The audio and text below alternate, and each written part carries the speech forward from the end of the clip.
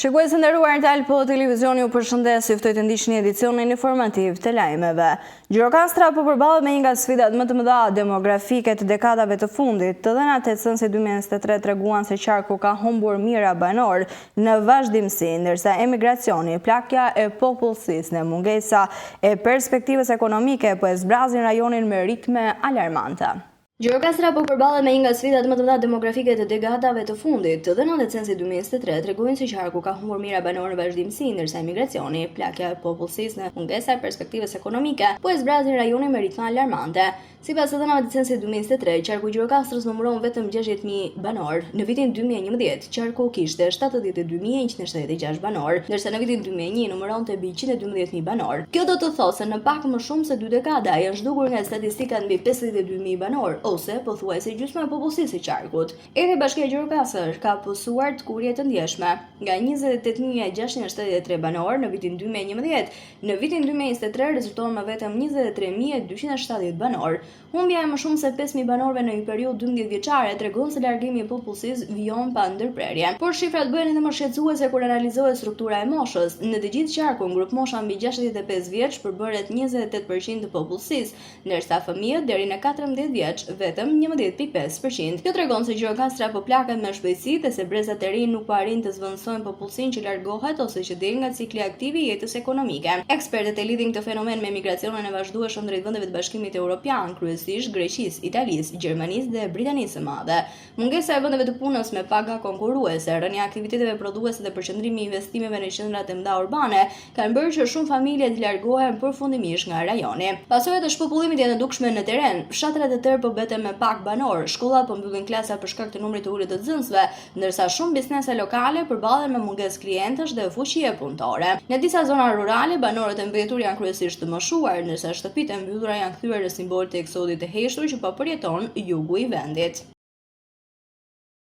Jemi në këto momente me zhvillimet kryesore nga aktualiteti.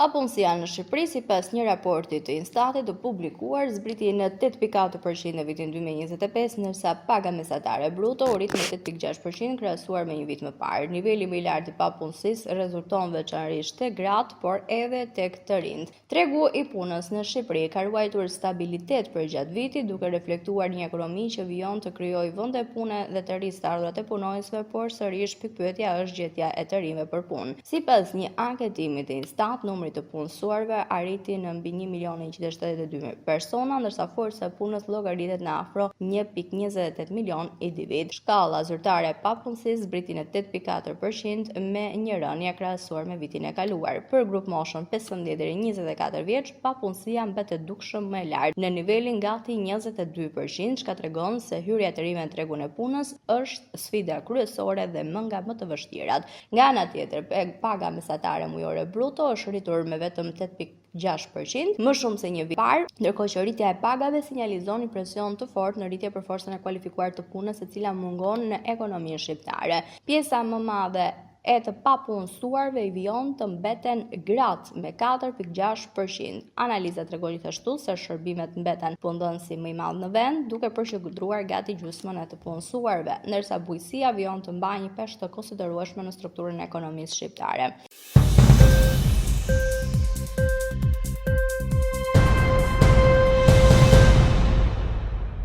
Perceptimi i biznesit për korrupsionin në Shqipëri ka arritur nivelin më të lartë që prej nisjes së matjeve nga dhoma amerikane e tregtisë, duke treguar një përkeqësim të ndjeshëm të klimës dhe integritetit në ekonomi. Sipas të dhënave të prezantuara në indeksin e biznesit, 68% e anëtarëve të AMCAM e vlerësoi korrupsionin si të lartë ose shumë të lartë, ndërsa vetëm 7% e konsiderojnë atë të ulët dhe shumë të ulët. 1/4 e bizneseve të anketuara mbajnë një qëndrim neutral. Treguesi i perceptimit të korrupsionit ka rënë në 28.9% pik, niveli më i ulët i regjistruar ndonjëherë në historinë e indeksit. Rënja vjen pas një periudhe ku treguesi luhatej kryesisht mes 30 apo 40 pikëve. Të dhënat tregojnë se mbi 2/3 e komunitetit të biznesit e shohin korrupsionin si një nga problemet serioze që nuk po i lë të hapin biznesin apo të vazhdojnë këtë fundit. Ky është një sinjal alarmi për institucionet, komunitetin e biznesit dhe të gjitha palët e interesuar për sa i përket klimës së investimeve në vend. Rezultati përbën sinjalin më negativ të regjistruar nga anketa e Dhomës Amerikane për këtë tregues dhe tregon se bizneset perceptojnë një përkeqësim të mjedisit ku operojnë. Pavarësisht reformave, masave të ndërmarrja ndër vite apo forcimi i transparencës dhe lufta kundër korrupsionit, një aksion i marrë nga qeveria shqiptare. Ndërsa sondazhi konsiderohet si një nga matjet më të rëndësishme të perceptimit të investitorëve dhe kompanive që operojnë në Shqipëri, duke shërbyer si një tregues i besimit sektorit privat në institucioneve dhe funksionimit të tregut të punës.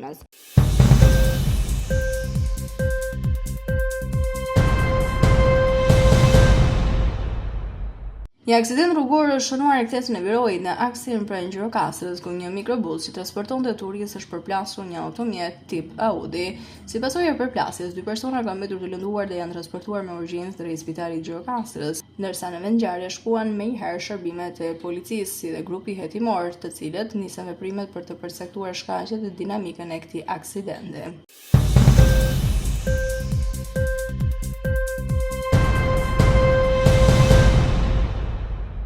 Ishte gjithçka e përgatitur për këtë edicion informativ lajmash. Unë ju falenderoj për vëmendjen tuaj. Bashkë përshëndetemi këtu.